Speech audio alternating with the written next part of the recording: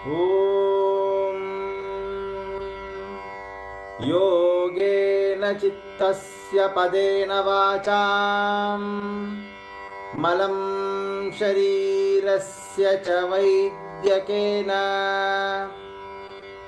योपाकरोत्तं प्रवरं मुनीनां पतञ्जलिं प्राञ्जलिरानतोऽस्मि।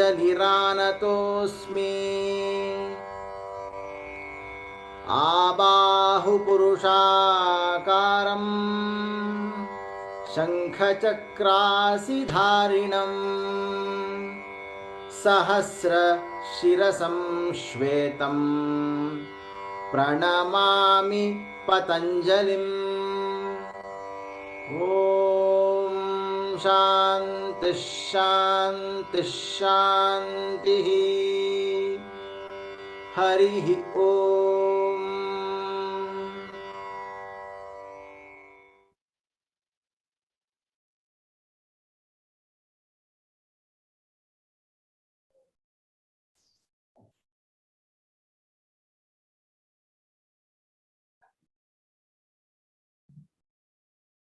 Om Shri Gurubhyo Namaha. Yoga is a method to come to a non-dreaming mind. Yoga is the science to be in the here and now. Osho.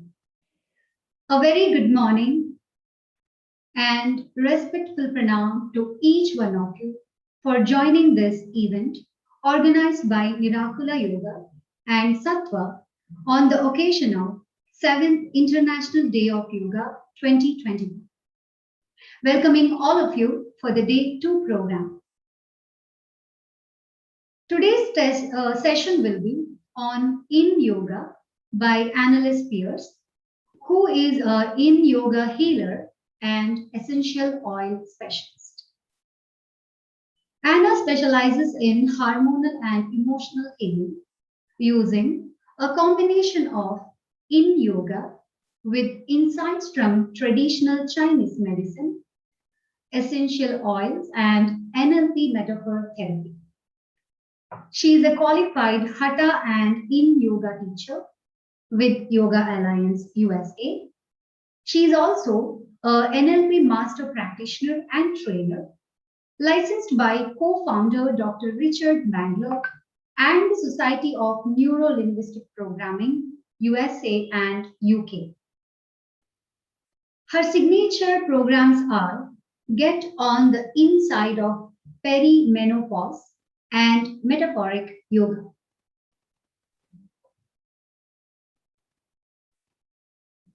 Also, I would like to mention all of you, the session will commence until 8:45 a.m.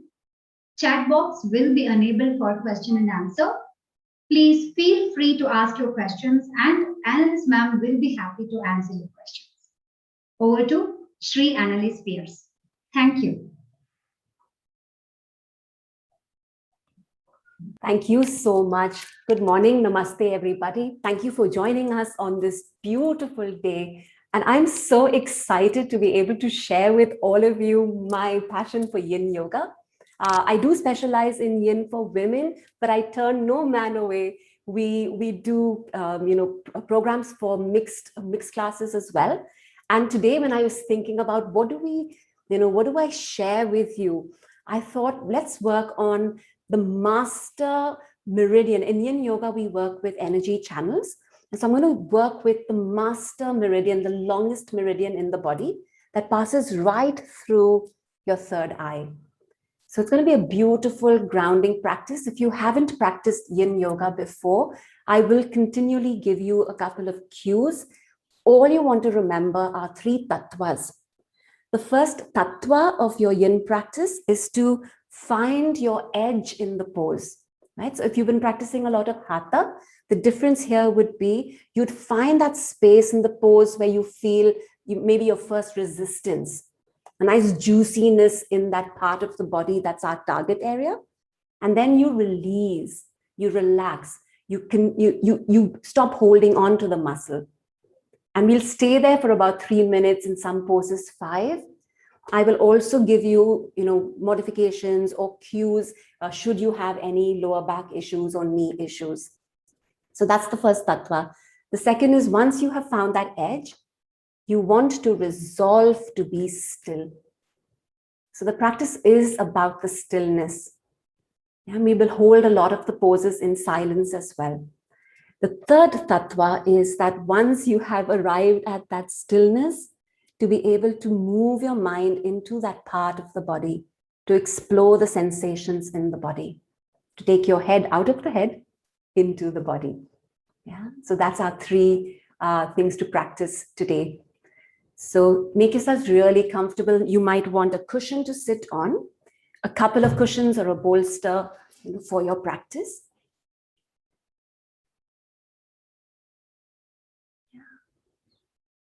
As many cushions as you like.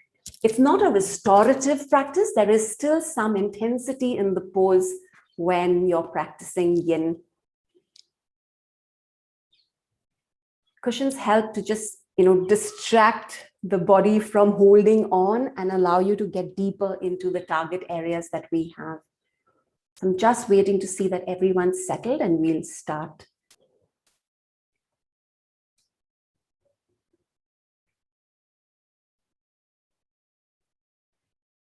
So sitting down nice and tall. Take your time. Take your time to arrive on your mat today.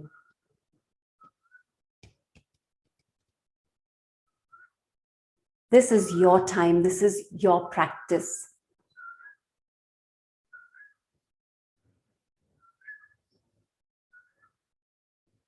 Bring all of you to the mat.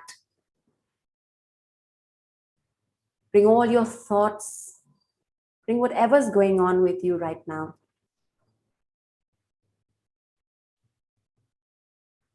Your hopes, your dreams, your worries, challenges.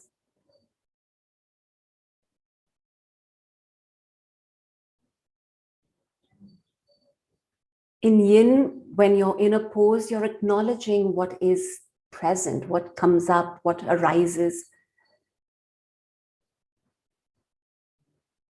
So just acknowledge whatever is going on right now.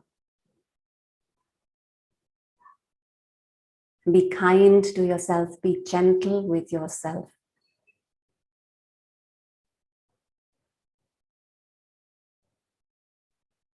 Notice where your breath is right now. The quality of the breath. Is it deep? Is it shallow? Is it long? Is it short? What's the pace of the breath like?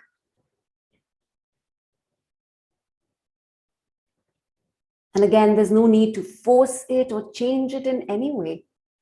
It's just awareness.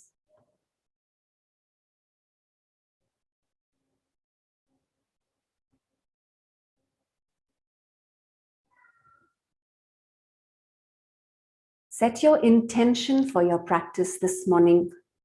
Maybe you're working on a sankalpa. Maybe you have this resolve and intention that you have been working with. Use that today if you like, or something that's come up on your heart. Maybe it's a prayer. Maybe it's a prayer for someone else. Allow whatever intention arises to make itself known. Acknowledge that.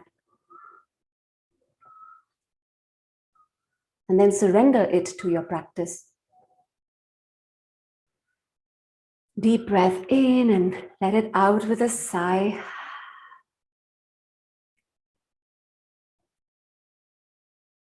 So the energy channel that we're working on is the urinary bladder meridian. It belongs to the water element that we practice, and it starts on the inside of both eyes. Right? So it runs on both sides of the body, inside of the eyes, right through the pituitary gland, right through your third eye, up the top of the head, down the back of the head, down the neck, alongside the spine. So both sides of the spine, right through the buttocks, the back of the thigh, the back of the knee, and then makes its way onto the outside of the foot to end in the little toe. So that's the energy meridian we're going to be tracing with our mind, with our breath, and in our poses.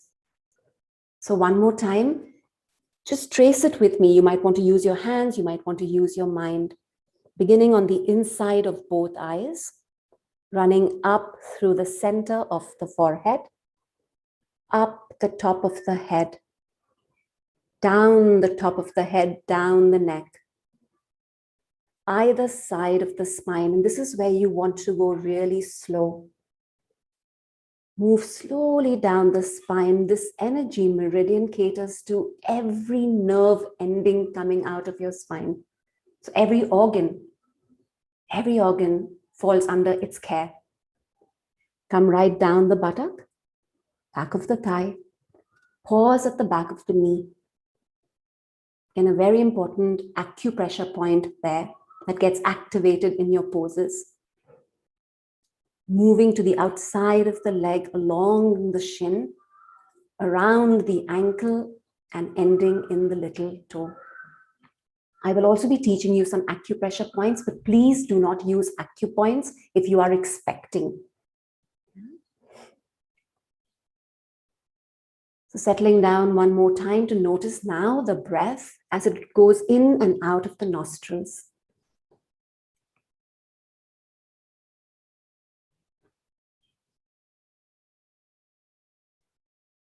Imagine two streams of air on the inhale, riding up the sides of the nostrils and ending in the eyebrow center.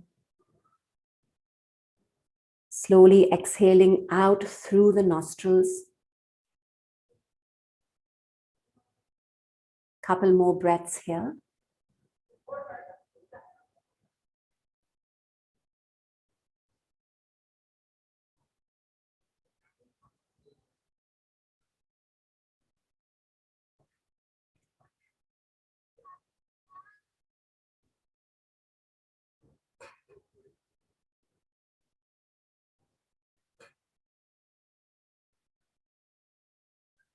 Slow and steady, longer exhales.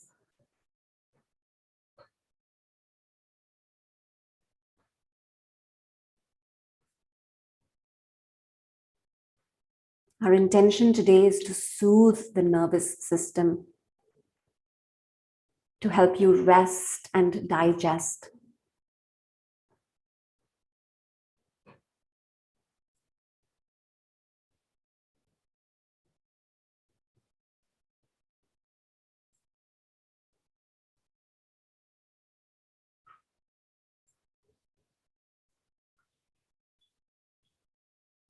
Gentle, long exhales.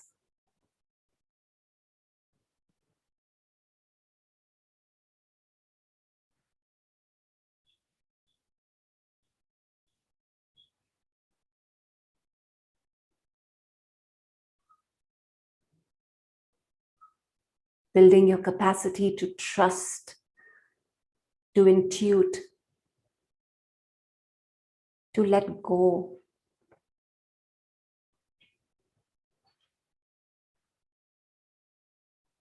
You can continue to keep your eyes closed throughout the practice. You might want to take a peek at the demo every now and then, but otherwise you should be good with your eyes completely closed as we move into our first pose, which is the butterfly.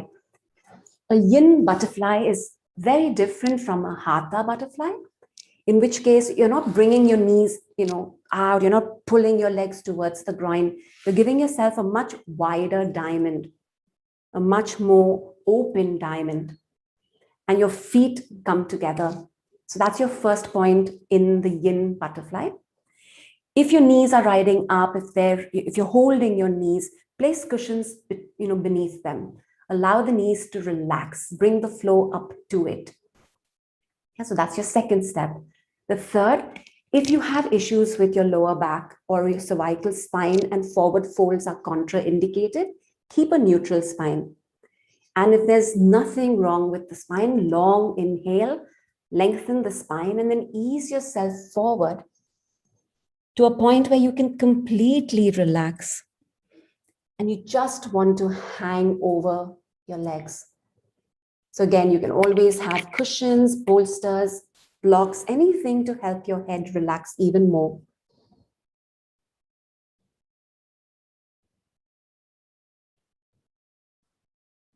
We're staying in this pose for 3 minutes. So find your edge.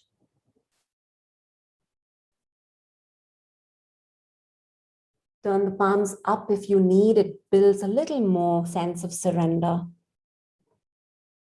If you're okay, tuck your chin in, hang down. Let the whole neck hang down. Round your upper back. The same rules would apply if you have sciatica. You want to prop yourself on a cushion so that you're leveraging from the hip. Be gentle with the body. Just keep breathing into your pose.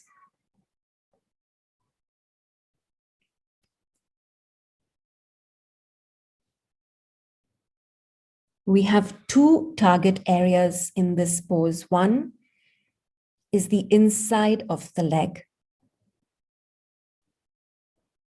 So you might feel sensations running up and down the inside of the leg. The second target area is the back of the body.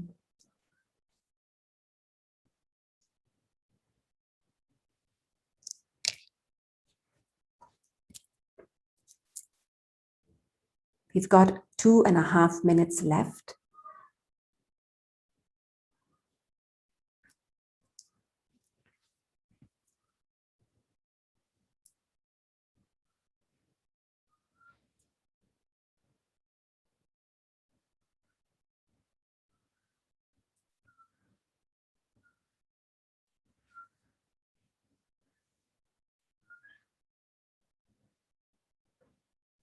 Just let go of any holding, any subtle bracing or habit body that you might encounter, any tightness that you might find in the body, maybe the jaw, hands.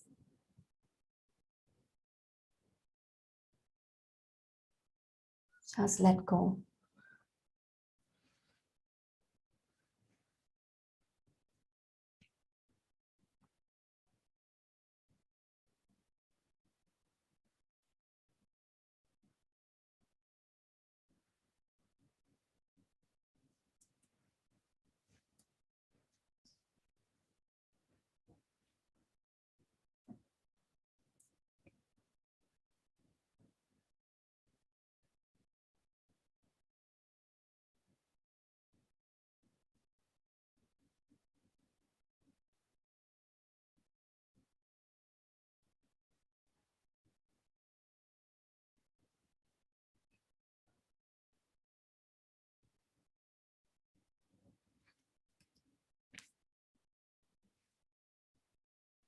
We have about a minute left.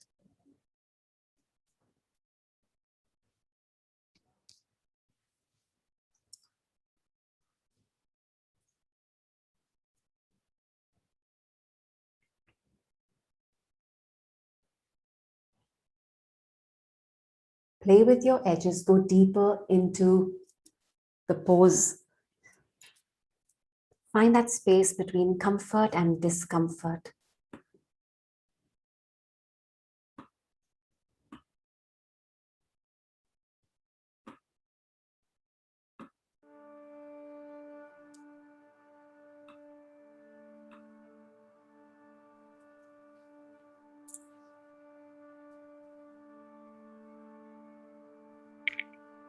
When you come out of a yin pose, please come out gently.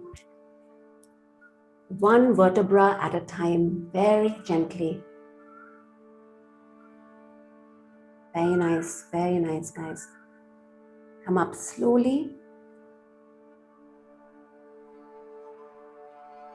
Bring your knees together very, very gently. and extend your legs out.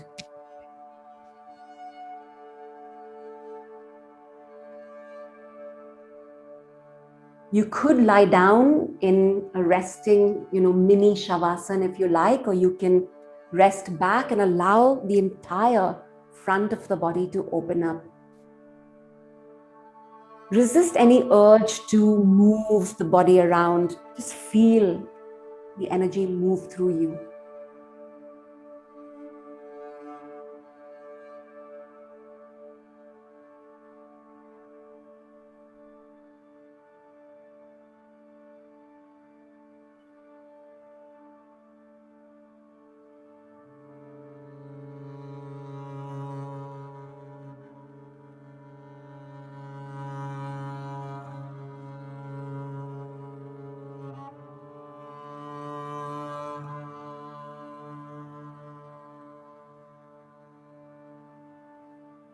Coming back for our second pose, we call this the caterpillar.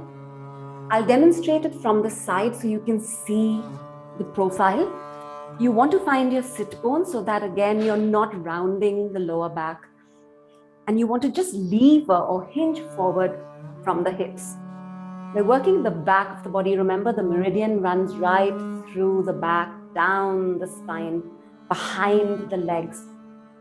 If you need cushions under your knees, please feel free to put cushions there. You don't want to strain the lower back. Two target areas here, back of the leg and again, the middle of the back.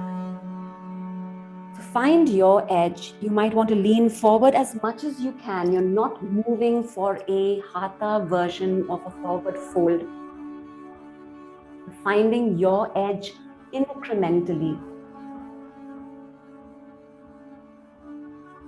And again, if you have lower back issues or cervical neck issues, take a neutral spine. And soften.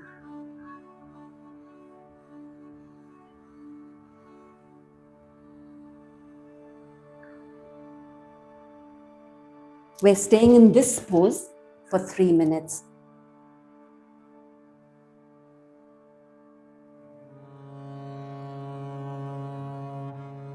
You're welcome to use cushions, blocks.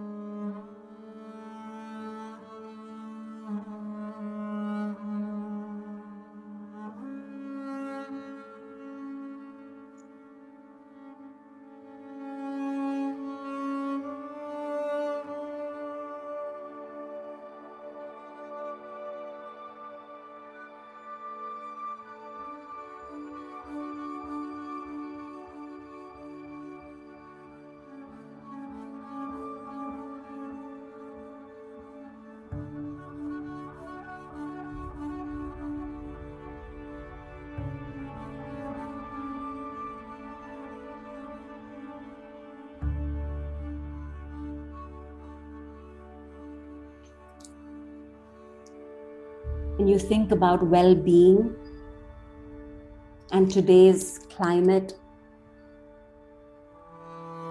we're constantly on hyper alert, constantly on this undercurrent of stress running through the body. And this urinary bladder meridian really helps you tap into that parasympathetic body's response.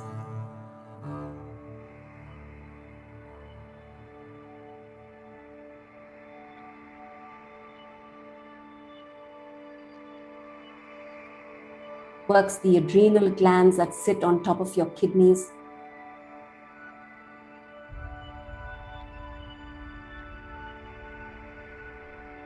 moving stuck energy or helping you restore or preserve energy.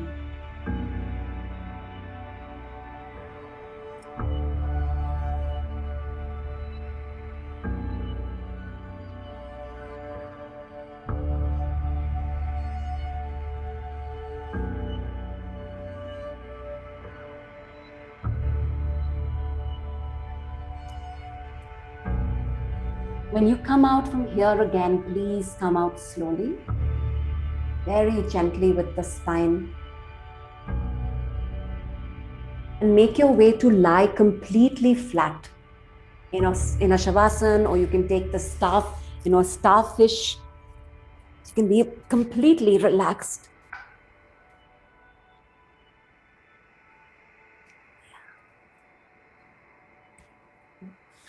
We're going to rest here for about a minute.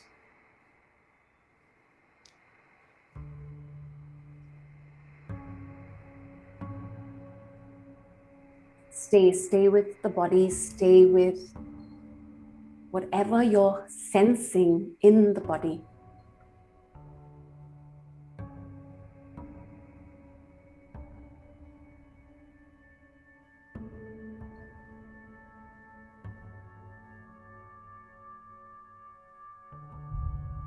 Feel the support beneath you. Sink into the support beneath you.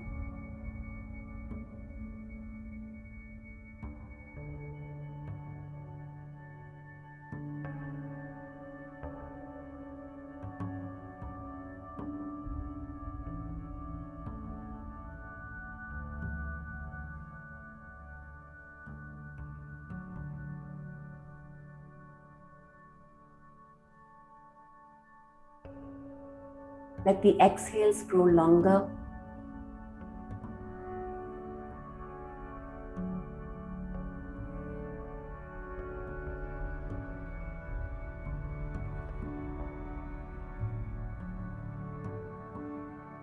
We're now going to flip over onto our stomachs.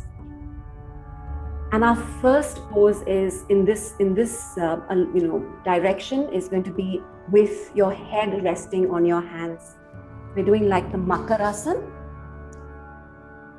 You're bringing yourself onto your stomachs.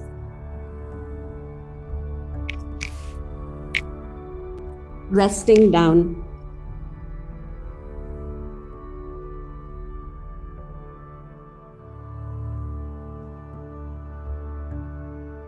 Rest your forehead on your hands. Relax the buttocks, relax the legs. Perfect place for you to catch that habit body that tends to, again, just create this whole physiology of stress inside of you.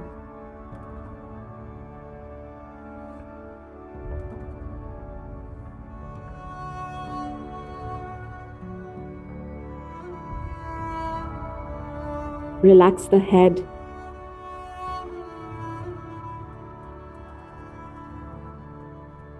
Soften the jaw.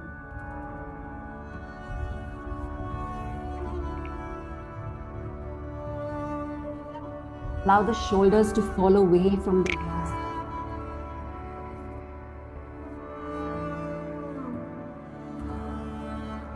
Soften the buttocks, the knees, the ankles.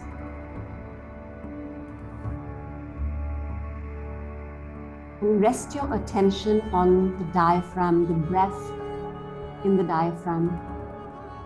Next 2 minutes.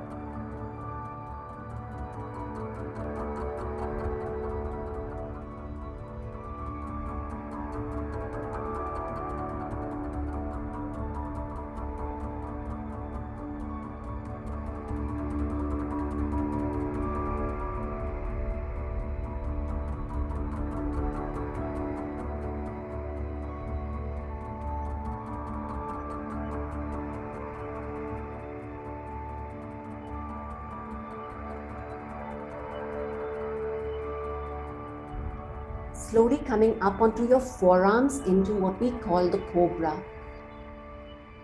But in Yin, it's called the Sphinx pose. So you're resting on the forearms, elbows under the shoulders.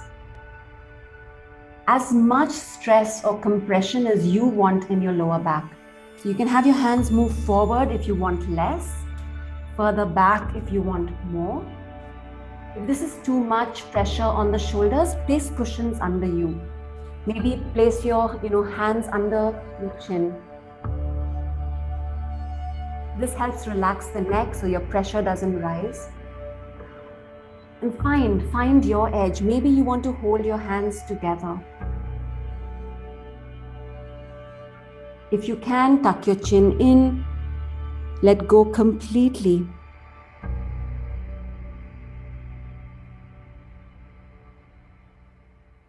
And again, our target area is the back of the body, the lower back, the kidneys. Now, if back bends are contraindicated for your spine, you might want to come back into Makarasana and maybe roll up a towel or a cushion and place it under the belly. So it opens up the lower back instead of compresses it. This is your Sphinx.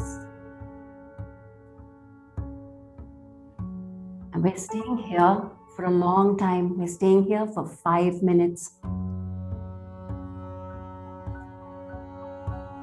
You don't need my permission to come out. You can come out if you're feeling tickling, pain, numbness. You don't want any of that. Sit with the discomfort, if any, because that is you exploring your edges. Physical edges, mental edges, emotional edges also.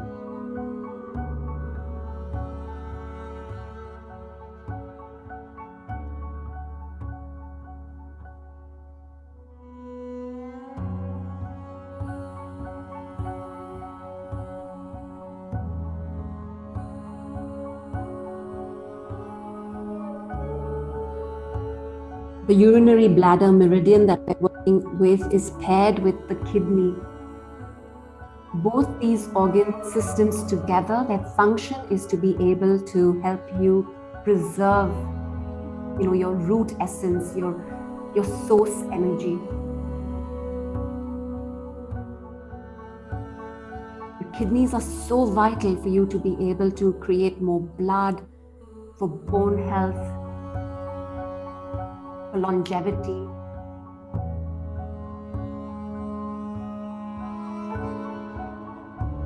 This pose is absolutely amazing at the end of the day, especially to feel more, recharged, more grounded.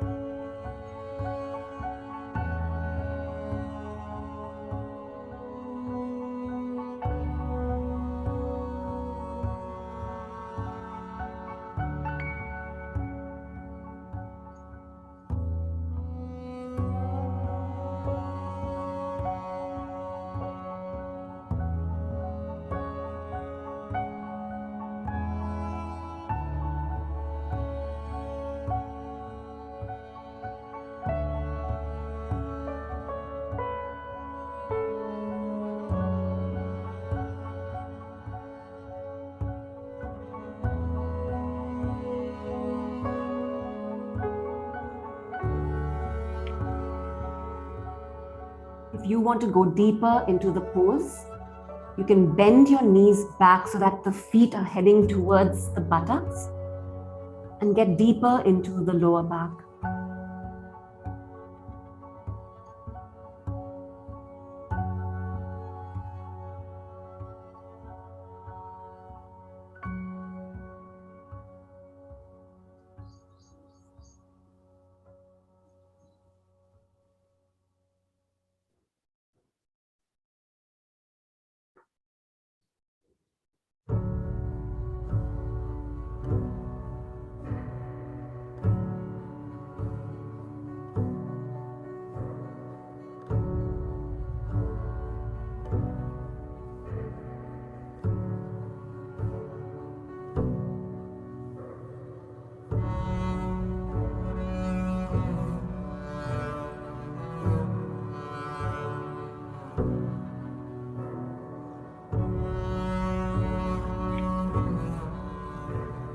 have just a minute more.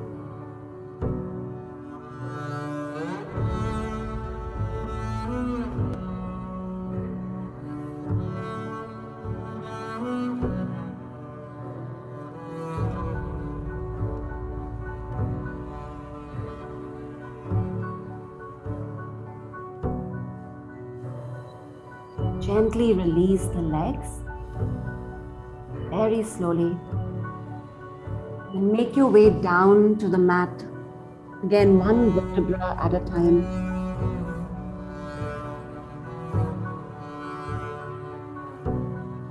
If you were lying on your stomach already, remove the cushion from under the belly and relax the whole spine. You might want to roll one leg up like a balasana.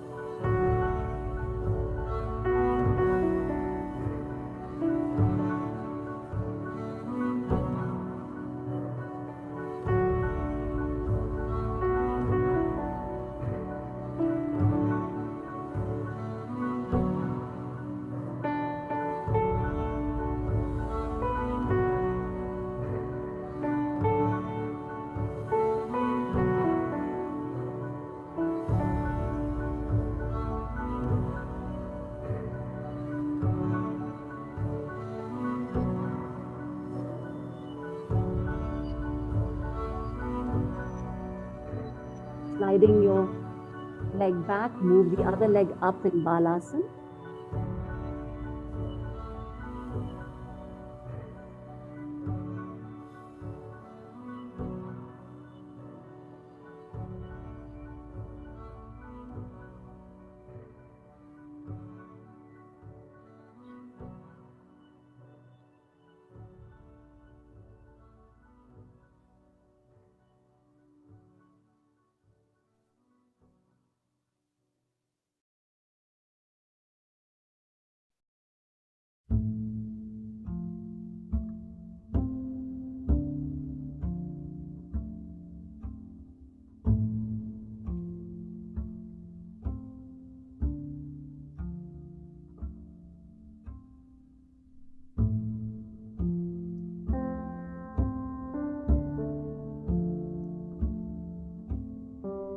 Sliding your leg back, we move into our next pose, which is the child's pose.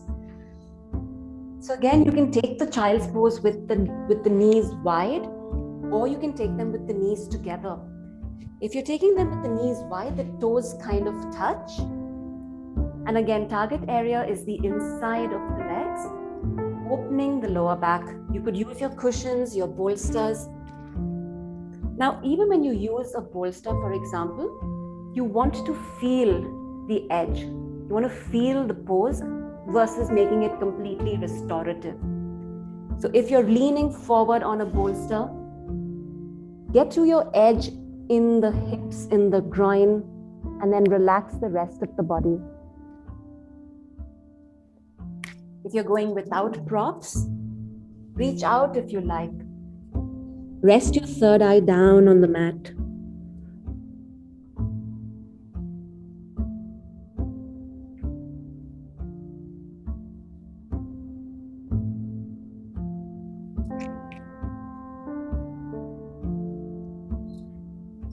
If you prefer with your knees together, that is also an option. Maybe place your head on a cushion or a block.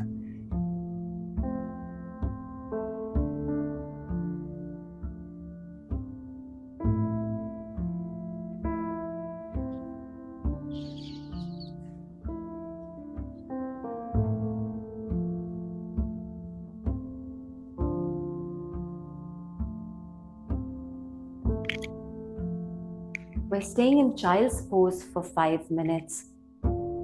If this is too much for your knees, you can always take this pose on your back in a reclining butterfly. I'll demonstrate that as well. So again, it all depends on your knees and your lower back.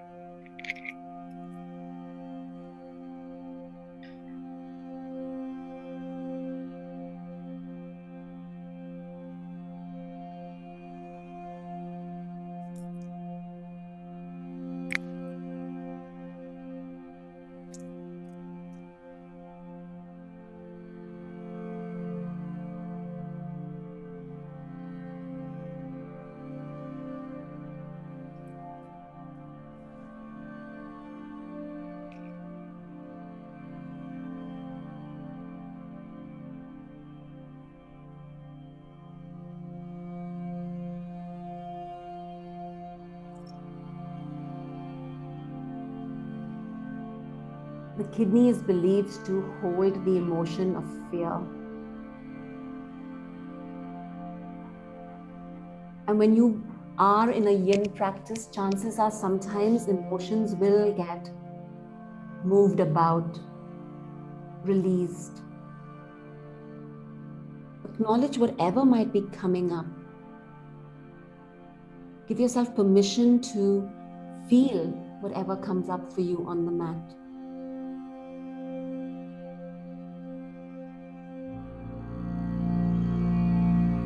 And get behind the emotion. Notice what's going on. Watch what's going on.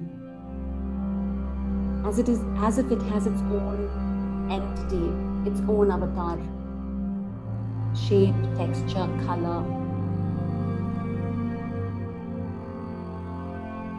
Because whatever is present has something, it wants something, it needs something from you.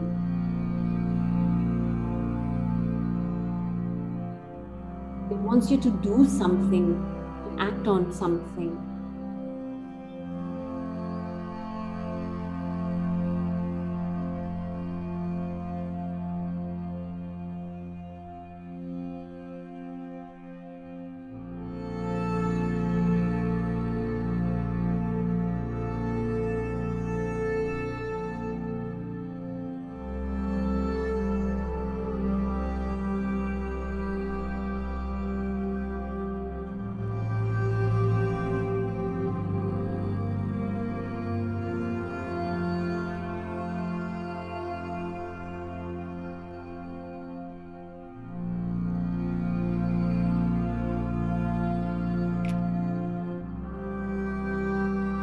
And for every emotion that you find, there's also the opposite, which also has its own presence inside of you.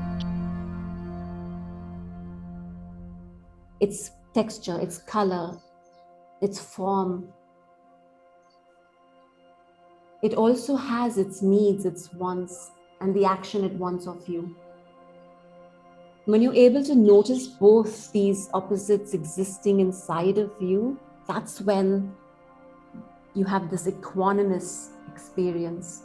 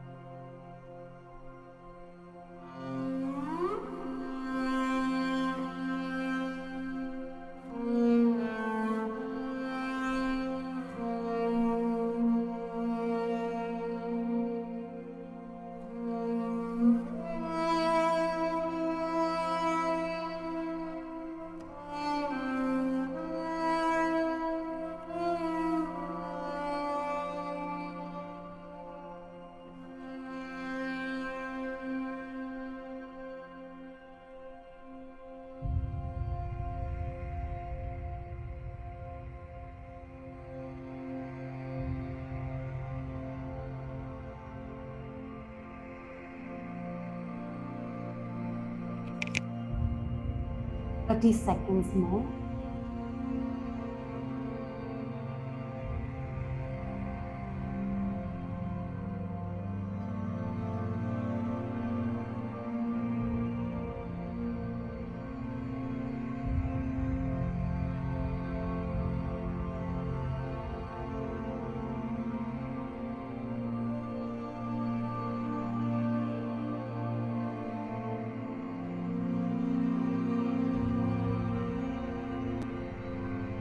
Again, gently coming out. Very, very good job. Come out very gently. Release the legs from under you and make your way again into a mini Shavasana.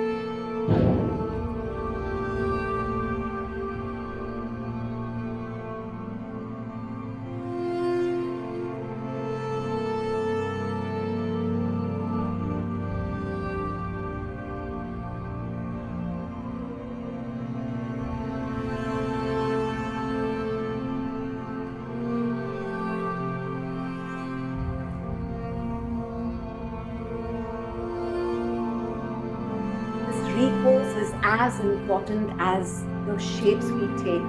This is when the body gets to rebalance itself from the compressions or the stress that we've placed on different energy channels, on ligaments, on joints, on bone.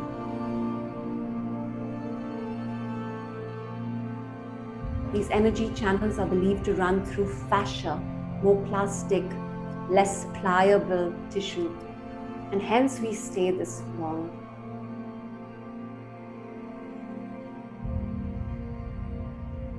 Tension back to the breath in the diaphragm.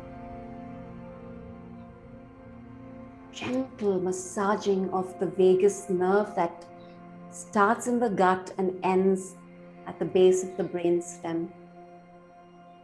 Soft inhales, long exhales.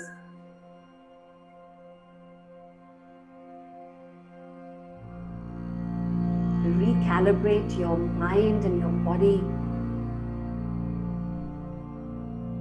to the optimal blueprint of the human form and spirit.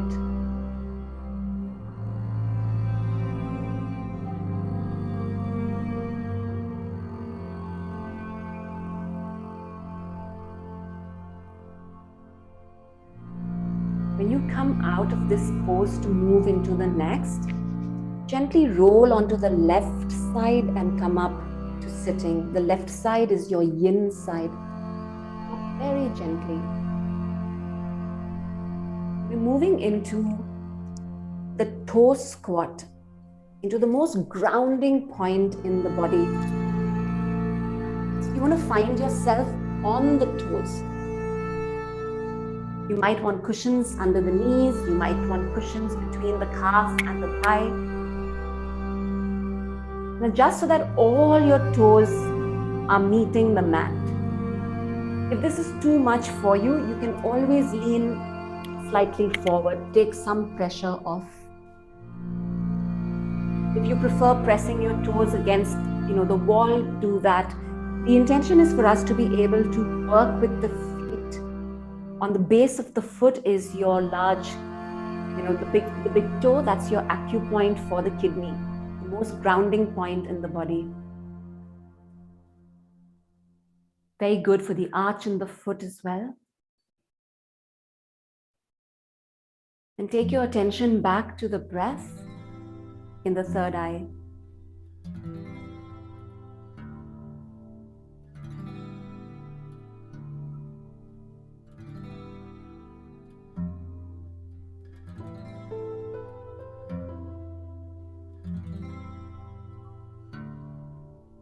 Stay with the discomfort, anything that might be coming up for you. Assess if you need to move to keep the body safe or whether it's the mind causing you to fidget.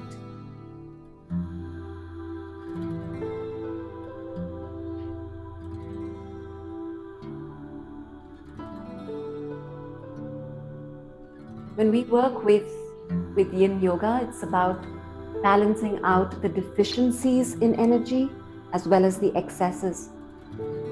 If there's an excess of energy in, the water channel, there could be a tendency to absolutely no fear. It's like false bravado, maybe dangerous courage.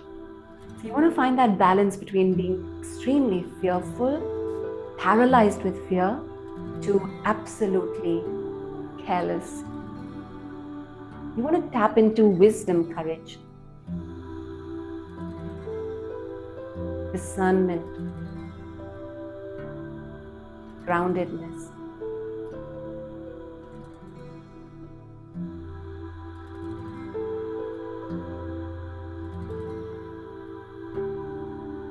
Almost there.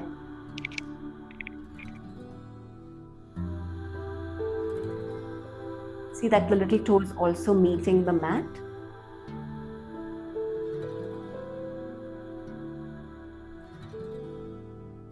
As you slide your legs out from under you, again, resist the temptation to flex the feet, squeeze the toes. Just allow the natural flow of energy to happen.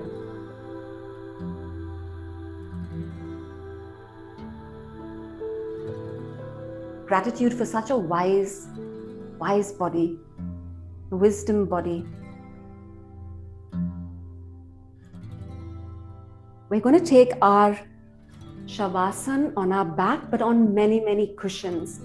So what we want to do in our Shavasana today is support the kidneys on the back of the body. Open the heart so we also feel energized for the day.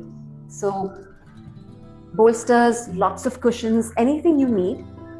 I like to place my bolster right at the base of my tailbone. If you need more space for the tailbone to rest more on the mat, you can have your cushions further up the back. I prefer this. You can have your legs in butterfly, you can have your legs extended out, you can rest your neck. The idea is to support the kidneys, open the heart, rest the head.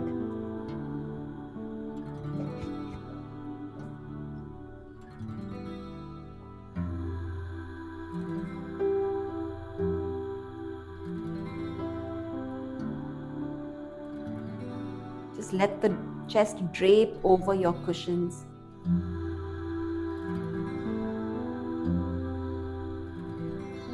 You can even have your knees bent, feet flat on the mat.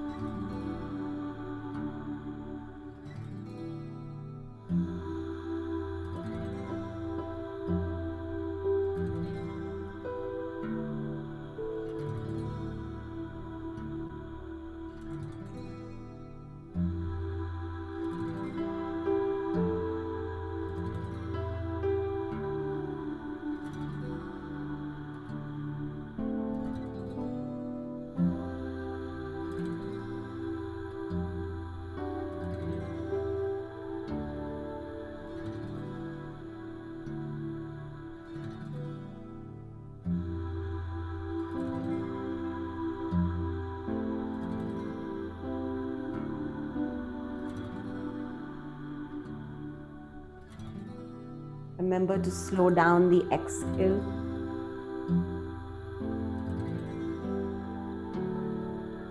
To relax the whole body, even the diaphragm. You might want to use your hand and consciously remind yourself to release any kind of tightness in the diaphragm.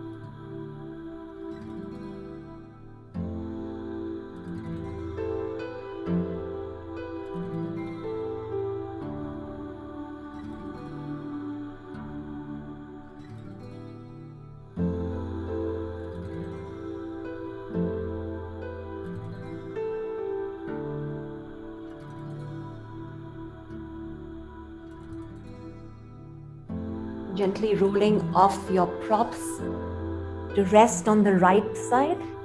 Curl into a little ball.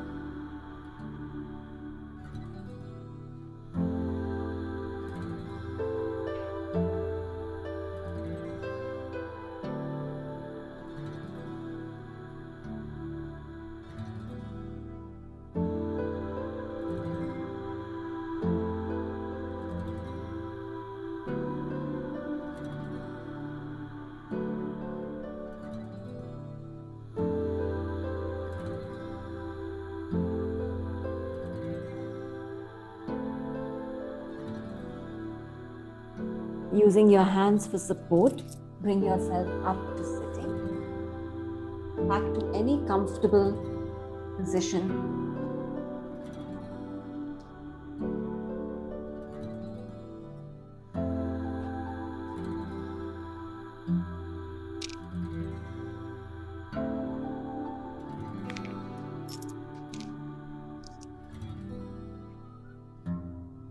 Draw attention one more time to this beautiful flow of energy right down the back of your body, knowing that someone has your back. Feel your sit bones beneath you. Feel the earth beneath you.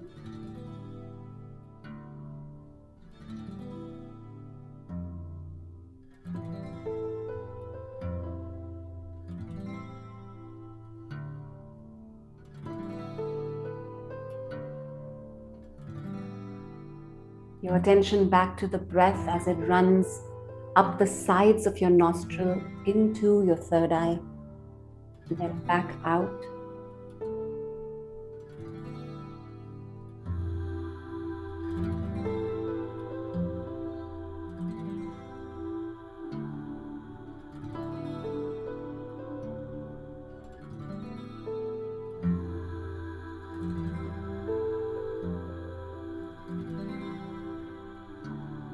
We'll end with just 30 seconds on an acupoint. So this is at the base of the big toe. Again, please avoid acupoints if you're expecting, but this is the point you want to get into to ground yourself. You can press it in with your thumb. You can press it in with, an acustick if you have. Just on both feet. Ideally, great to access in a butterfly pose in Yin. But if you're working from home during the day, something's stressing you out, just get your hand into the base of the big toe. So it's just here, the pad of the big toe.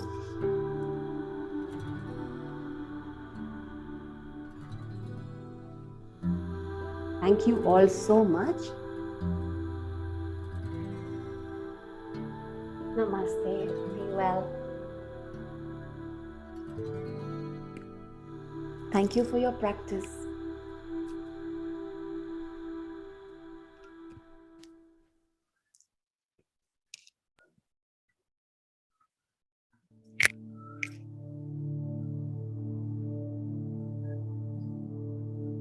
Thank you, ma'am, for such a wonderful session on Yin Yoga. Thank you once again, ma'am. Thank you, Navita. Thank you. So all the participants, the chat box is enabled right now. You can feel free to type your questions in the chat box, and Annelise ma'am will be happy to answer your questions. So, ma'am, would you please share more insight about Yin Yoga? Absolutely. I see a question, from Amar as well. So I would practice Yin definitely at least 3 times a week. If I can't do it every day, I would practice Yin. You want to mix up your practice. You want the strength, the stability of a Hatha, Ashtanga, Vinyasa practice, but you also want the flexibility and the strengthening of the joints from what Yin can afford. Now, Yin also helps loosen all the deep, sticky fibers that surround your muscles. So it will enhance your more active practice. Even if you're if you're walking, running, any of those other activities as well. Best time of the day to practice Yin is first thing in the morning on cold muscle.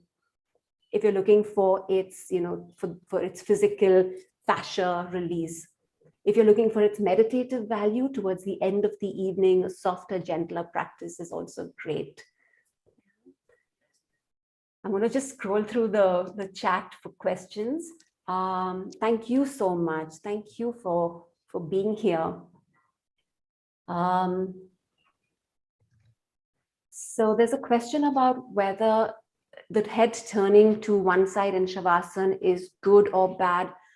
In Yin, our philosophy is that you don't force your body into any particular position. If there is a tendency for the head to turn to one side, if that's where you feel most comfortable, then in my opinion, that's all right. If you're straining yourself or if you're overcompensating and one side's getting weaker, in that case, you might want to be aware of the alignment of the neck and then work your shavasana. So maybe, run your hands up the sides of your neck, lengthen the neck and rest the back of the crown down. Maybe put a cushion, something gentle to realign the neck, because that's a great question, Aparup. It could possibly be your habit body tendency. Now, this is again my assumption. So we all have certain habit bodies, which is what we work with in our yoga practice, right? We're working with the outer kosha to release any physiological influences on the mind. So that's a great catch. Thank you. Thank you. Carpal tunnel. Oh yeah, Apurva, carpal tunnel. With yin, again, you want to be gentle, right? You don't want to use yin yoga on an inflamed tissue. It's good for rehab, once the inflammation is healed, and also a preventive practice. So for carpal tunnel, you've got your typical practices, but in yin, you stay for a while in poses like this. So you're on the mat or you're on a cushion. You've got your hands facing out for starters, and then you move them in toward you. And then you slowly, wherever you can go back, you're going back so that you can feel a little stress. We want to apply little stress to these tissues, not too much. And you want to stay for time. A minute and a half helps you get into these more plastic tissues. Okay? So that might be good. So this is one. And the other one, of course, is on the tops of the hand. But you also want to check with your doctor as to, what is the source of the carpal tunnel? Is there something that's pinching, in the wrist itself? And there are some acupoints too. There's beautiful things you can do with your practice. I'm looking there because that's the chat box. Looking a little. Ma'am, I would help you with the questions. Thanks, Namita. Yes. Thanks. Yes. So the next question from Monty. He's asking how to feel the connection of the meridian down from hips to the toes. Wow. So, Monty, there are, again, these energy channels, they run in different directions. And these are just the main ones we're looking at. So like our chakras, when we look at the 7, there are so many others. So say you're looking at the meridian from the hip down to the toe, it depends on which one you want to focus on. So if I was like this one, for example, right, our urinary bladder meridian, it starts here and it runs down the back of the body. In Yin Yoga, we've got Yin and Yang meridians. So typically the Yang meridians run down the body, the Yin meridians run up.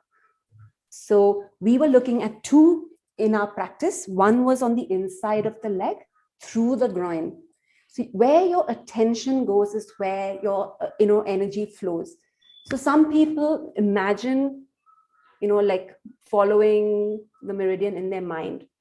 They use their visual, access. Some people feel like I can't see anything. So they might just move their breath along the body.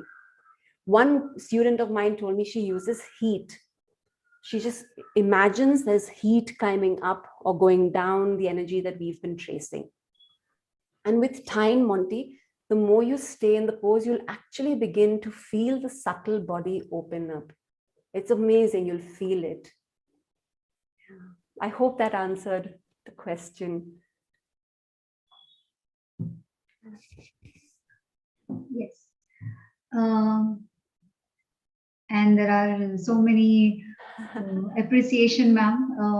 Everyone liked your class. Vijay Reddy says it is extremely relaxing.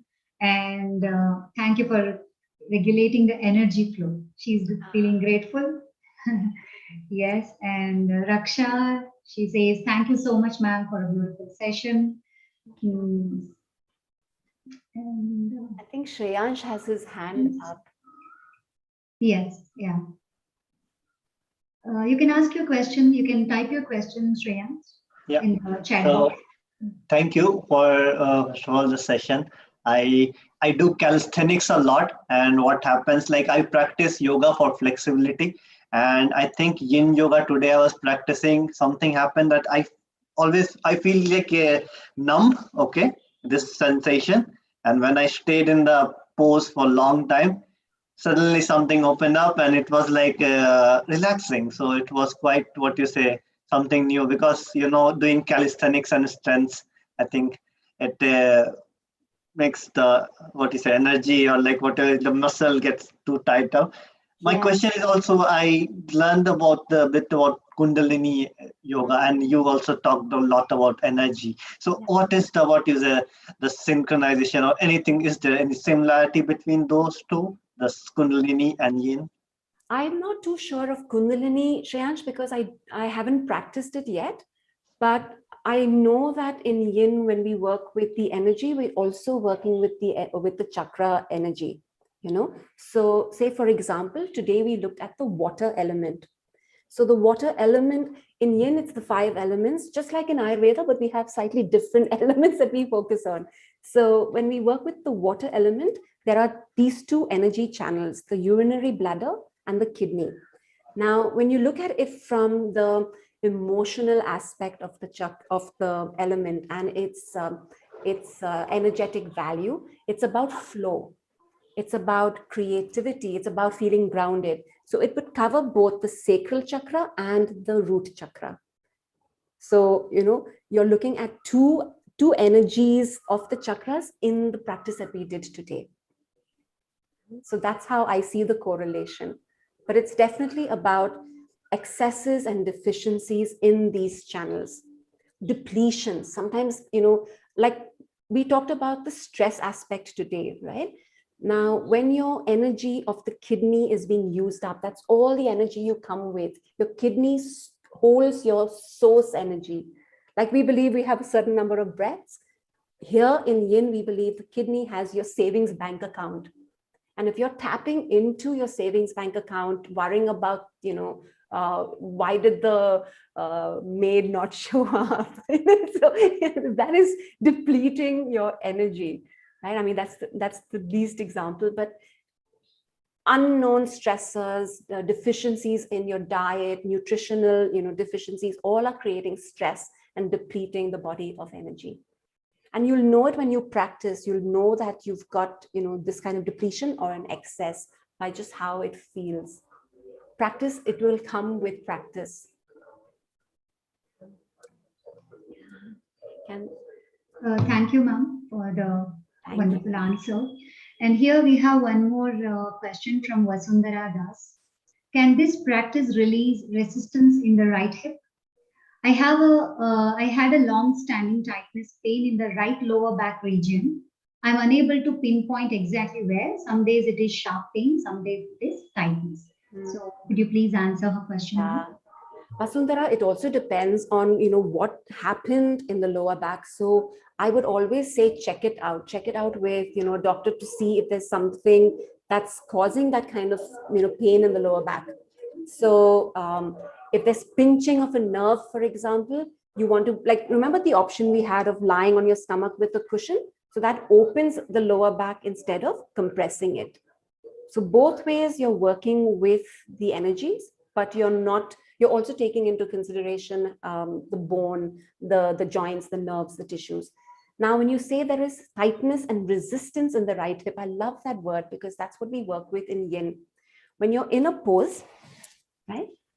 And say today this might be my butterfly might be really, easy to get into today. Tomorrow I might feel a resistance in my right hip. And then I stay and I move a little back from the edge. So this might be my edge where I feel that pain. I don't want the pain. I come back and then I breathe into it. And I say, okay, so what's stopping me? It could be tissue. It could be bone on bone. So again, in Yin, we look at more functional anatomy versus the aesthetics of a pose. All of you looked different today. So my butterfly will be very different from yours. But Vasundhara, I would check, if there's a pinching here and that sharp pain, that could be again like a sciatica that you want to use other poses for to open up that portion instead. Yeah. Thank you. Thank you, ma'am. Thank you so Thank you, much. Navita. Thank you. Saras Shrikant, she says the practice made her little emotional at times, especially in the Sphinx and child pose. Yeah. I hear you, Saras. I mean, my entry into Yin Yoga was because I cried in a Yin class, and I thought, what is this? This is, and I'm quite bindas. So when I actually cried for no reason, I was like, this is so cool. It felt so good. And I realize now it's because there is certain stuck energy in the body that comes up in a Yin practice. Stay with the emotions. We're so often, saying, no, no, no, I mustn't be angry. No, no, no, I mustn't be afraid. What are you afraid of? What does that emotion want you to feel? So this is really, a whole lot of somatic practice. For example, there's a beautiful, like your butterfly, right? Your butterfly is awesome for if you're feeling really gussa, if you're angry, if you're frustrated, anything in between on that spectrum of, the emotions of anger. And just like we learned this butterfly acupoint, the acupoint on the top of the feet is for, the liver meridian for anger and for frustration. So this is a really good, pose. Butterfly is awesome for any of that. Yeah, Saras. So the body is releasing. The body is enjoying this form of presence, yeah, and healing. Yeah. Often we try to intellectualize it. Just trust the body's wisdom. Yeah. Right. Thank you, ma'am. Meantime, participants, you can just go ahead and check the chat box. We have shared the feedback form in the chat box. Kindly fill the form so we can improve our future presentations, and requesting you to donate generously. Any further questions, please go ahead and put it in the chat box. Shall I wait for some time, or any questions? Anyone? Please go ahead. All good? Yes. I think no more questions coming. I don't see any questions coming now, but a lot of appreciation, ma'am. It was a wonderful session. Thank you. Thanking you once again, ma'am, for delivering such a beautiful session on Yin Yoga. So thanking once again. Thank you for having me. Yeah. And thanking all the participants here, yoga enthusiasts, for attending this session and making it successful. Sorry, interrupting. There is one question directly come to me. Is there any practice for sciatica? Yes, Amar. So if you haven't practiced, have you practiced Hatha before? Right. So the pigeon pose is a really good one for sciatica, but again, sciatica could be resulting from two issues. One could be from the disc, one could be from the muscle in the lower back. So depending on where, again, the sciatica is arising from. But the typical solution for that is your sleeping pigeon or the sleeping swan. We call it the swan in Yin. So you've got your knee between the legs, and then you're stretching out the buttock. Right? So in Yin, again, you don't have to worry about whether or not the leg is in line with the front of the mat. It can be wherever is most comfortable for your buttock. If this is too much for the knee, you can take it on your back. So again, you're getting into this portion. Yeah. You can do these against the wall to take the pressure off the lower back and the knee as well. A lot of juicy ones for sciatica. Yeah. Thanks, Amar. Thank you. Thank you, ma'am. Bless you. Just letting everyone know here, this evening we have a webinar on asana by Sandeepani Mano from 7:15 p.m. to 8:30 p.m. and hoping to see you all in the evening webinar as well.